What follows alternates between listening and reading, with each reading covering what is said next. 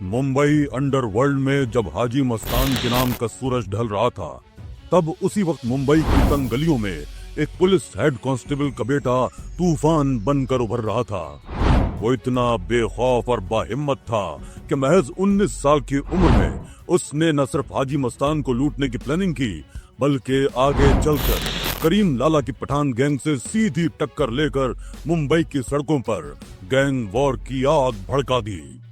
इस gang war में करीम लाला की पठान गैंग ने इसके बड़े भाई को भी मार गिराया, लेकिन बड़े भाई की मौत ने इसे और भी बेरहम बना दिया। इसके बाद इसने पठान गैंग के लोगों को चुन चुन कर मारा, यहाँ तक कि इसने अपने भाई की मौत के बदले में करीम लाला के भाई को भी मौत के घाट उतार दिया। धीरे धीरे इसके चर्चे पूरे अंडरवर्ल्ड में होने लगे और फिर इसने आतंक का ऐसा मंजर कायम किया कि इसके नाम से पूरी मुंबई कांपने लगी। स्मगलिंग, एक्सटॉर्शन, रियल एस्टेट और मैच फिक्सिंग के जरिए इसने करोड़ों कमाए। वो बॉलीवुड की फिल्मों में अपना ब्लैक मनी लगाता और बड़े बड़े प्रोड्यूसर्स और एक्टर्स से हफ्ता भी वसूलता। जो उसे पैसे पहुंचा देते उनकी वो जान बख्श देता और जो मना करते उनका दिन दिहाड़े कत्ल कर दिया जाता। लेकिन जब इसे लगने लगा कि वो पुलिस के हाथों पकड़ा जाएगा, तो वो इंडिया से भागकर दुबई जा बसा। लेकिन इंडिया से बाहर रहकर इसने जो किया वो सिर्फ क्राइम नहीं, दहशत की मिसाल बन गया। इसने 1993 मुंबई सीरियल ब्लास्ट जैसा खौफनाक दहशतगर्दी हमला करवाकर पूरे भारत को दहला दिया था।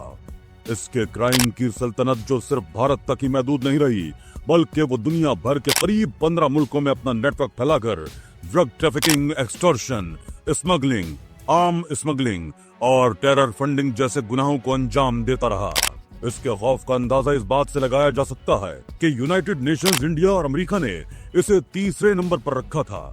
ये कहानी है मुंबई अंडरवर्ल्ड के सबसे खूंखार डॉन दाऊद इब्राहिम कास्कर की, जिसने कभी पैसे की तंगी में पढ़ाई छोड़ी, छोटी मोटी चोरी से क्राइम की दुनिया में कदम रखा और फिर वो पूरे अंडरवर्ल्ड का बेताज बादशाह बन गया। साल 1955 में इब्राहिम कास्कर नाम का शख्स, जो पेशे से हेड कांस्टेबल था, एक दिन अपनी बीवी अमीना बी के साथ निराले शाह बाबा से मिलने जाता है। निराले शाह बाबा ने पेशगोई करते हुए इनसे कहा कि इनके 6 बेटे होंगे और इनमें से इनका दूसरा बेटा आगे चलकर बहुत ही फेमस और पैसे वाला आदमी बनेगा। इसके कुछ महीने बाद 26 दिसंबर 1955 को महाराष्ट्र के रत्नागिरी जिले में इब्राहिम कास्कर के घर इनके दूसरे बेटे की पैदाइश होती है, जिसका नाम दाऊद इब्राहिम कास्कर रखा जाता है। दाऊद की पैदाइश के बाद इसके वालिद अपने खानदान के साथ मुंबई के ढोंगरी इलाके में बस गए। उन दिनों मुंबई में अंडरवर्ल्ड के माफिया हाजी मस्तान, करीम लाला और राजन की तूती बोलती थी।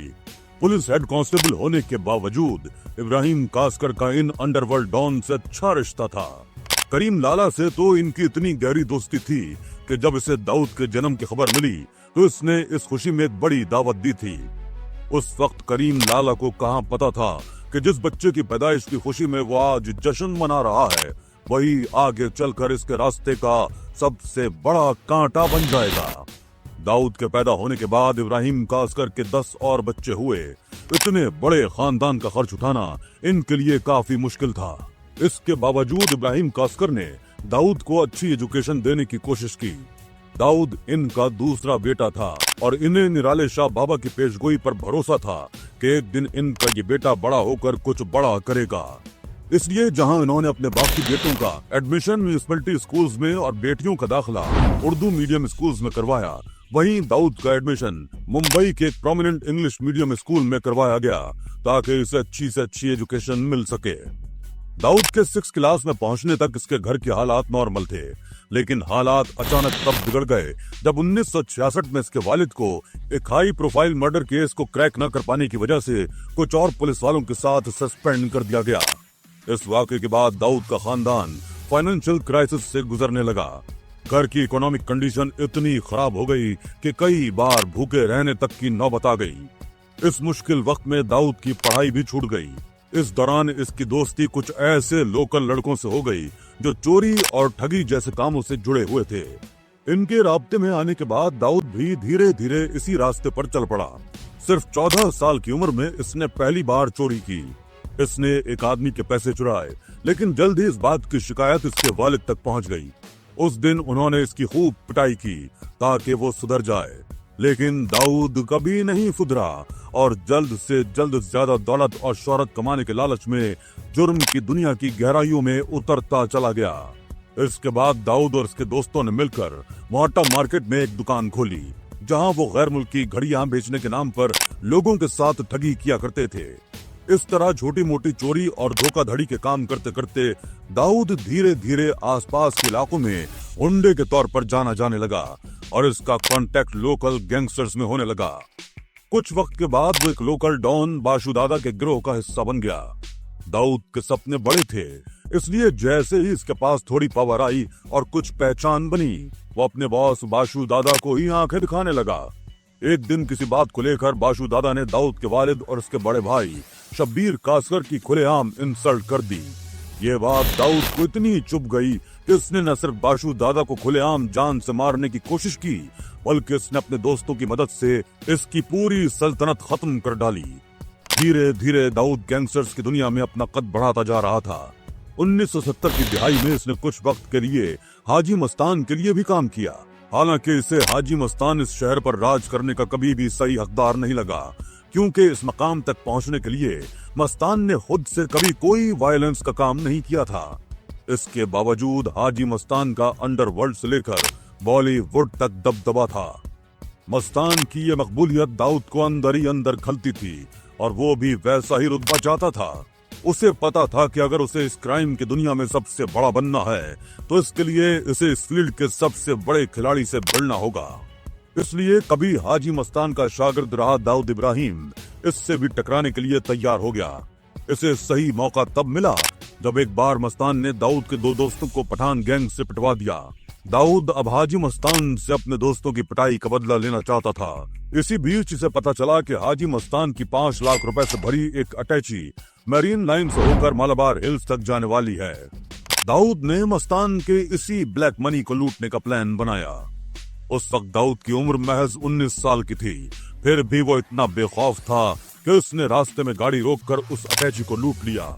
लेकिन अभी वो इस धंधे में नया था, इसलिए इससे एक गलती हो गई। असल में वो पैसा हाजी मस्तान का नहीं बल्कि मेट्रोपॉलिटन कोऑपरेटिव बैंक का था। बैंक का पैसा लूटकर दाऊद ने पुलिस से सीधी टक्कर ले ली थी। जो पुलिस टीम इस केस की इन्वेस्टिगेशन कर रही थी उसमें इसके वालिद इब्राहिम कासकर भी शामिल थे।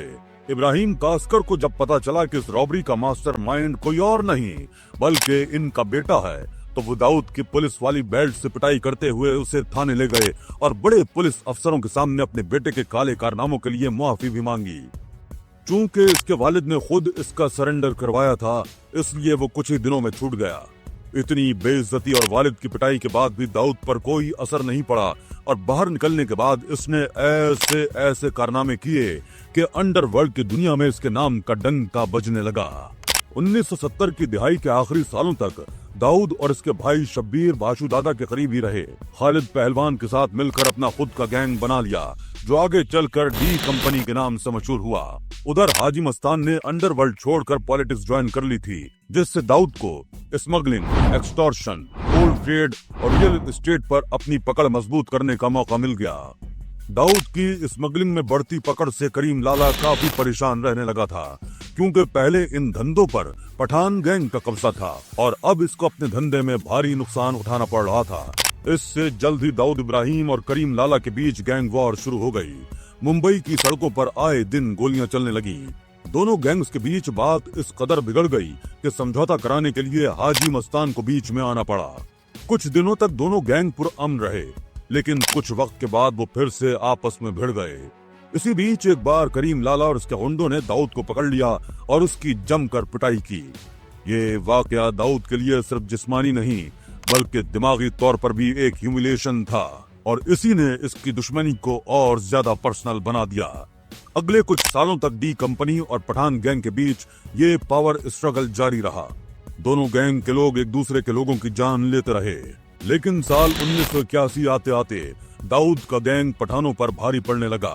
करीम लाला से ये देखा नहीं गया और उसने उस वक्त के एक और उभरते डॉन मनिया सर्विस से हाथ मिला लिया। और इसे दाऊद के बड़े भाई शब्बीर कासकर को मारने का काम सौंप दिया। मनिया सर्वे और उसके गुंडों ने मौका लगते ही 12 फरवरी 1981 को शब्बीर कासकर को मार गिराया। अपने भाई के कत्ल की खबर से दाऊद इब्राहिम बुरी तरह बौखला गया। इसके लिए अब ये सिर्फ गैंग वॉर नहीं बल्कि पर्सनल रिवेंज बन चुका था।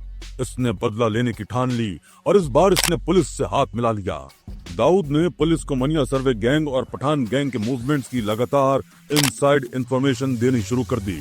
इसकी स्टेक मुखबरी के चलते पुलिस ने एक एक करके मनिया सर्वे के लोगों को या तो अरेस्ट कर लिया या एनकाउंटर में खत्म कर दिया।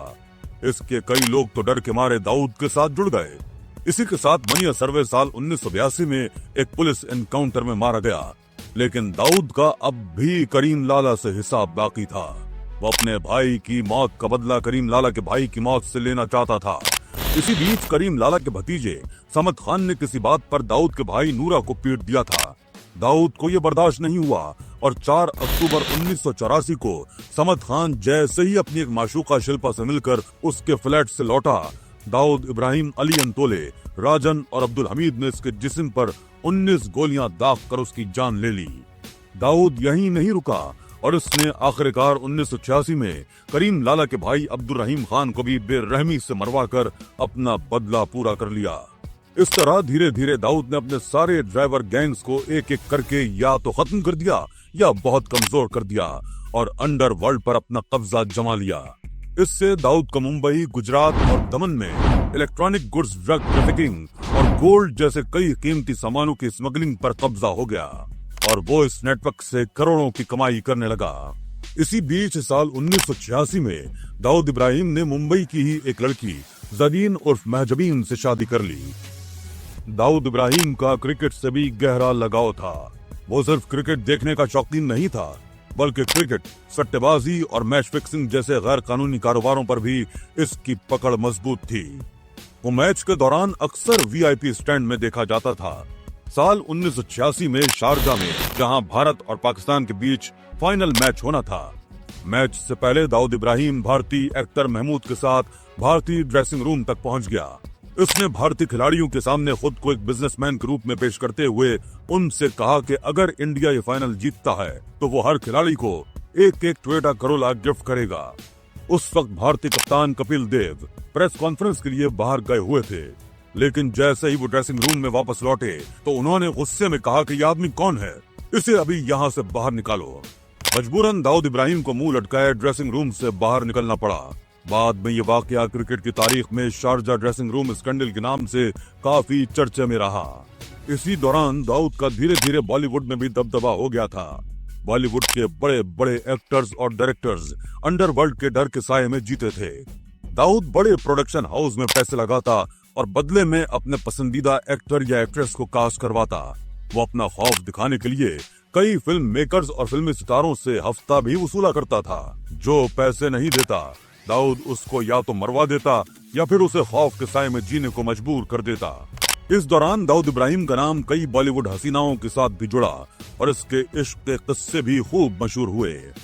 साल 1985 में जब राज कपूर ने अपनी फिल्म राम तेरी गंगा मैली में नीली आंखों वाली लड़की मंदाकिनी को लॉन्च किया तो मुल्क भर में इस नई हीरोइन की चर्चा होने लगी। दाऊद भी मंदाकिनी पर फिदा था और इस दौरान कई रिपोर्ट्स में दाऊद और मंदाकिनी के बीच अफेयर होने के दावे भी किए गए, लेकिन उस वक्त बात दब गई। लेकिन कुछ सालों बाद दुबई के एक स्टेडियम से दोनों के साथ वाली कुछ तस्वीरें मीडिया के सामने आईं। तस्वीरों में दोनों एक साथ मैच देखते हुए बेहद करीब नजर आ रहे थे। इसके बाद मंदाकिनी को दाऊद की गर्लफ्रेंड कहा जाने लगा था। साल 1986 में जब दाऊद अंडरवर्ल्ड की दुनिया की चोटी पर पहुंच चुका था, इसी दौरान इस पर पुलिस का शिकंजा भी कसा जाने लगा। पुलिस कमिश्नर DS ओमेन ने दाऊद को पकड़ने के लिए फौरी वारंट जारी किया और दाऊद पर नकेल कसने के लिए पुलिस को खुली छूट दे दी। दाऊद के ऊपर मर्डर, एक्सटॉर्शन और स्मगलिंग समेत कई चार्जेस थे। वो भी समझ चुका था कि अब मुंबई में रह पाना इसके लिए मुश्किल है, इसलिए इसने अपने खानदान और कुछ करीबियों के साथ भारत छोड़ने का फैसला किया।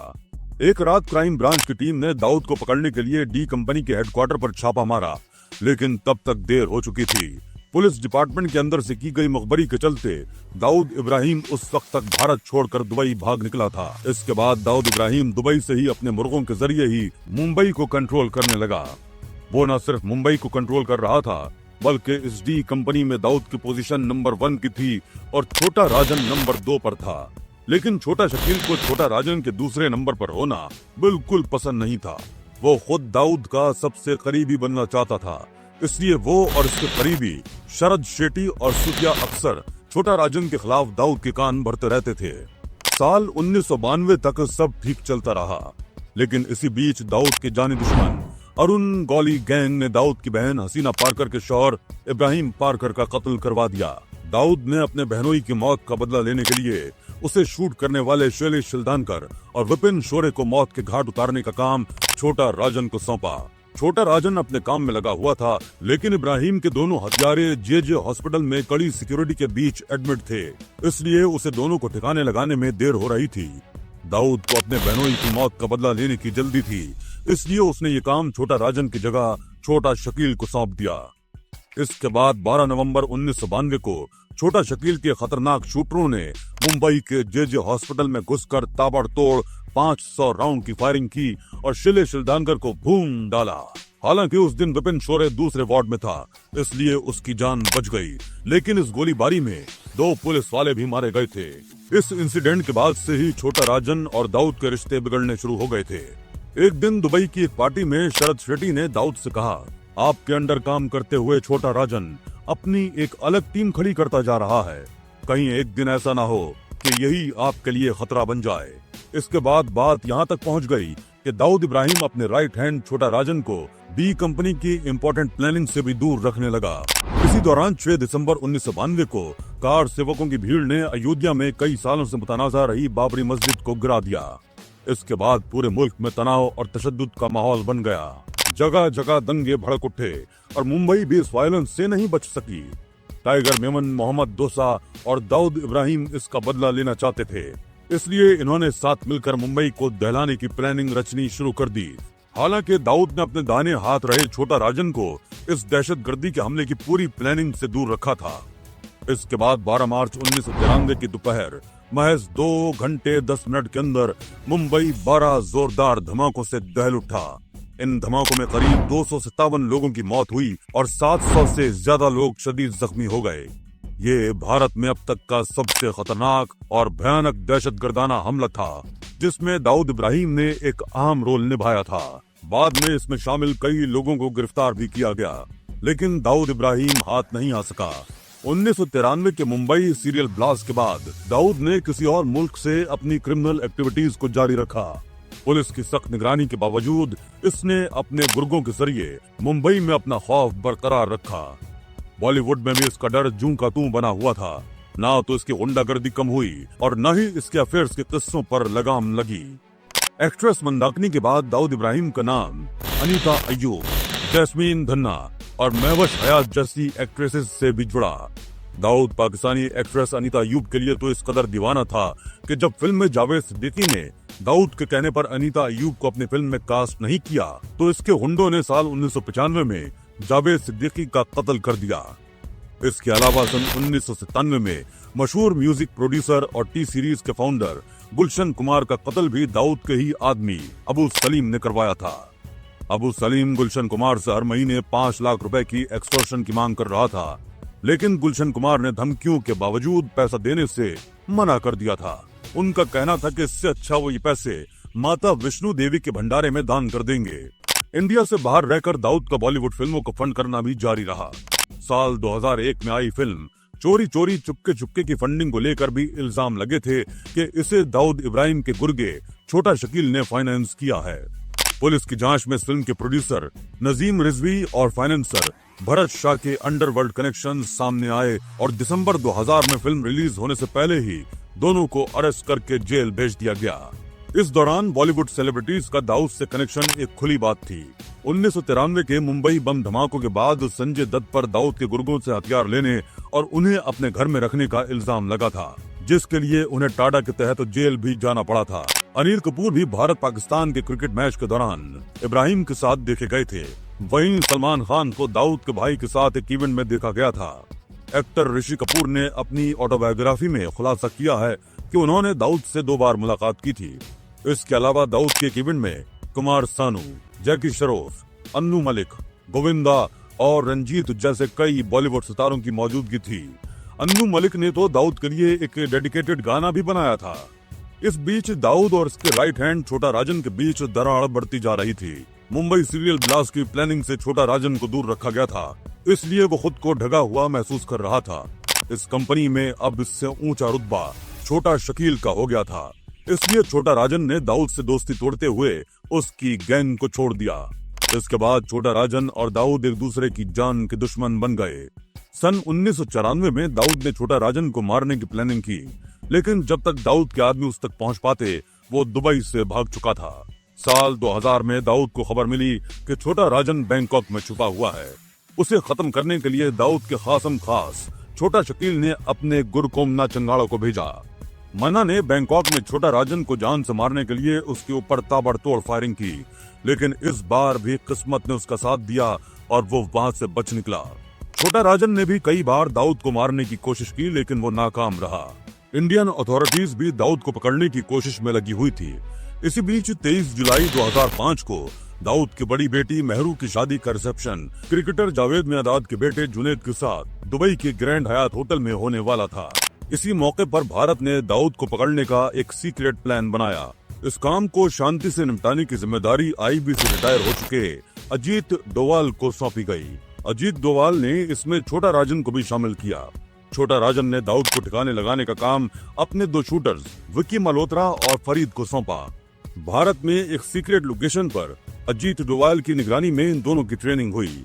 सब कुछ प्लान के हिसाब से चल रहा था, लेकिन तभी एक बहुत बड़ी गड़बड़ हो गई। मुंबई पुलिस को किसी तरह ये भनक लग गई कि छोटा राजन के आदमी शहर में हैं। एक दिन डोवाल मुंबई के एक होटल में बैठकर छोटा राजन गैंग के शूटर्स को मिशन समझा रहा था कि तभी पुलिस ने इस होटल पर धावा बोल दिया। डोवाल ने पुलिस को समझाने की बहुत कोशिश की कि वो कौन है और किस मिशन पर काम कर रहे हैं, लेकिन मुंबई पुलिस ने इनकी एक नहीं सुनी और फरीद और मल्होत्रा को अरेस्ट करके ले गए। और इस तरह से दाऊद इब्राहिम मारे जाने से बाल बाल बच गया। उन दिनों पुलिस गैंगस्टर्स को पकड़ने के लिए उनके फोन सर्वेलेंस पर रखकर उनकी बातें सुना करती थी।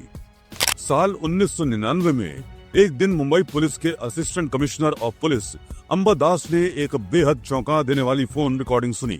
फोन पर अंडरवर्ल्ड डॉन छोटा शकील और मुंबई के एक एडिशनल सेशन जज के बीच बात हो रही थी। जज डी कंपनी के 2 शूटर्स को जेल से बरी करने के बदले एक चिट फंड कंपनी में फंसे अपने 40 लाख रुपए की आगाही की बात कर रहा था। अंबादास ने उस एडिशनल सेशन जज को सस्पेंड करवा दिया। उसी सेशन कोर्ट में उस जज के खिलाफ मुकदमा चला जहां वो बतौर जज काम किया करता था। लेकिन जब मुकदमा चला तो कोर्ट ने उस टेप को कानूनी रूप से पुख्ता सबूत मानने से इनकार करके जज को बरी कर दिया। इस तरह जहां एक तरफ मुंबई पुलिस अंडरवर्ल्ड को खत्म करने के काम में लगी थी, तो वहीं दूसरी तरफ कुछ करप्ट अफसर और जज अपने निजी मतलब के लिए पुलिस की मेहनत पर पानी फेर रहे थे। दाऊद इब्राहिम का इन्वॉल्वमेंट सिर्फ 1993 के मुंबई ब्लास्ट में ही नहीं था, बल्कि 2008 के 26/11 मुंबई अटैक्स में भी इसका किरदार सामने आया, जिसमें इसने लश्कर तैयबा के दहशतगर्दों को लॉजिस्टिक सपोर्ट प्रोवाइड करके उनकी भारत में घुसने में मदद की थी। इसके अलावा दाऊद के टेररिस्ट ऑर्गेनाइजेशन अलकायदा के लीडर उसामा बिन लादेन और ईमान अज़्ज़वाहिरी के साथ भी रिश्ते थे। इस वजह से जहां दाऊद को यूनाइटेड नेशन सिक्योरिटी काउंसिल की IS and al Qaeda sanction committee global terrorist declare कर चुकी है, तो वहीं भारत और अमेरिका ने भी दाऊद को ग्लोबल टेररिस्ट डिक्लेयर करके इसके सर पर भारी भरकम इनाम रखा हुआ है। दाऊद का भाई अनीस बैटिंग रैकेट चलाता है, जिसके जरिए करोड़ों की कमाई होती है। 2018 में दाऊद के गैंगस्टर ने दावा किया कि डी कंपनी दुनिया भर के 2/3 क्रिकेट मैचों में अकेले ही सट्टा लगवाती है। 2013 की IPL स्पॉट फिक्सिंग में भी दाऊद की डी कंपनी इन्वॉल्व थी। इस तरह मुंबई छोड़ने के बाद भी दाऊद का क्राइम बिजनेस बिना रुके चलता रहा। साल 2015 में फोर्ब्स ने दाऊद को $6.7 बिलियन की संपत्ति का मालिक बताया था, जिस हिसाब से वो दुनिया के अब तक के सबसे अमीर गैंगस्टरों में से एक है। इसके पास ब्रिटेन में $450 मिलियन के असासे मौजूद हैं, जिस हिसाब से वो दुनिया के अब तक के सबसे अमीर गैंगस्टर्स में शामिल है। इसके पास ब्रिटेन में $450 मिलियन का असासा है। जबकि बाकी कई मुल्कों में 50 से ज्यादा असासों में इसकी इन्वेस्टमेंट है। भारत में इस पर नकेल कसे जाने के बावजूद एक रिपोर्ट के मुताबिक आज भी इसकी कमाई का 40% हिस्सा भारत से ही आता है। नवंबर 2017 में इंडियन गवर्नमेंट ने रौनक अफरोज रेस्टोरेंट से दाऊद की 3 प्रॉपर्टीज और साल 2020 में इसकी 6 प्रॉपर्टीज को बेच दिया था। आज दाऊद के पास कुल 14 मुल्कों के पासपोर्ट हैं और इसने अपनी दहशत की दुकान इंडिया, पाकिस्तान तो क्या, यूनाइटेड किंगडम, जर्मनी, तुर्की, France, Spain, Morocco, Cyprus, UAE, South Africa, Sri Lanka, Nepal, Thailand, Malaysia और सिंगापुर तक फैला रखी है। आज दाऊद की डी कंपनी सिर्फ एक अंडरवर्ल्ड गैंग नहीं रही, बल्कि ये एक ट्रांसनेशनल क्रिमिनल ऑर्गेनाइजेशन बन चुकी है, जो अफ्रीकन टेररिस्ट ऑर्गेनाइजेशन बोको हराम को भी दहशत फैलाने के लिए फंड करती है। बीते 20 सालों में कभी कोरोना, कभी हार्ट अटैक तो कभी जहर से दाऊद इब्राहिम के मारे जाने की 5-5 बार अफवाहें उड़ चुकी हैं, लेकिन हर बार ये खबरें झूठी साबित होती हैं। भारत से भागने के बाद वो लगातार अपना नाम और पहचान बदलता रहा है। कहा तो यहाँ तक जाता है कि पकड़े जाने के डर से इसने हुलिया बदलने के लिए कई बार अपने चेहरे की सर्जरी भी करवाई है। दाऊद इब्राहिम को पकड़ने में न सिर्फ मुंबई पुलिस बल्कि इंटरपोल भी लगी हुई है। दाऊद की उम्र अब लगभग 70 साल है। ऐसे में देखना होगा कि आखिर अंडरवर्ल्ड और डी कंपनी का सरगना दाऊद इब्राहिम कब तक पुलिस की पकड़ में आ पाता है।